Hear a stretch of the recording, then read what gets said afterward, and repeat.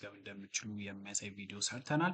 እዚህ ላይ ላይፍ ፌስቱን ለማካሄድ ያሰብነው ኤፕሪል 1 ላይ ስለሆነ ከ52 ቀን በኋላ ነው። ካውንትዳውኑን በምትፈልጉበት ሰዓት የገባችሁ ማየት ትችላላችሁ። እንዲሁም ጆይን ያላረጋችሁ ሰዎች ካላችሁ ይሄን ሊንክ በመጫን ጆይን ነው ብላችሁ ይህንን ፎርም መሙላት ትችላላችሁ። ፎርሙ እንዴት መሙላት እንደሚችሉ ከዚህ ቀደም ቪዲዮ ስለሰራን እዛ ላይ መመልከት ነው። የላንጉጅ አማራጭ ከፈለጋችሁ ደግሞ በአማርኛም ይህንን ዌብሳይት ኢንፎርሜሽኑን መጎብኘት የምትችሉ ይሆናል።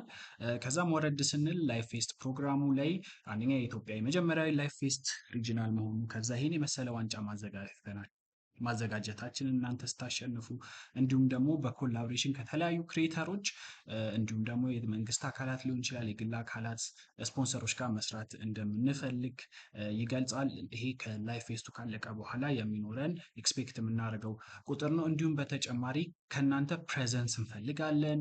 ፈን ነው የሚሆነው፣ ኤክሳይቲንግ ነው የሚሆነው። እንዲሁም ደግሞ አሸናፊዎች የተለያየ ሽልማት የሚያገኙበት ነው የሚሆነው።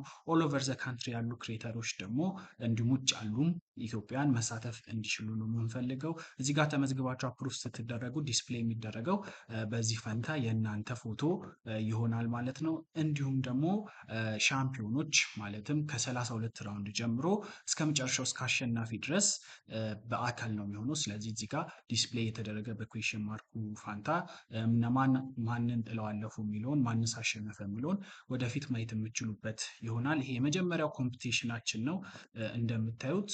ይሄ የመጀመሪያው ኮምፒቲሽን በማሪያ ሉና እና በፍቅር መካከል ተካሂዷል። ምን እንደሚመስል ኢቨንቱ እዚሁ ላይ መጣችሁ ማየት ትችላላችሁ ማለት ነው።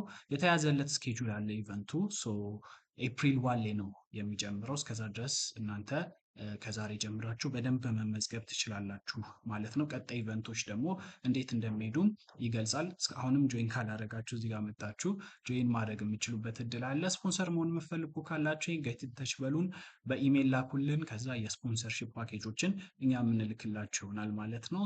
የተለያዩ ኢቨንቱን የተመለከቱ ዜናዎችን ማግኘት ከፈለጋችሁ ይህን ዌብሳይት መጎብኘታችሁ እንዳትረሱ። እንዲሁም ለመመዝገብ ጆይን ነው ማለት ብቻ ነው የሚጠበቅባችሁ። የዛሬው ቪዲዮ ይመስላል። መልካም ቆይታ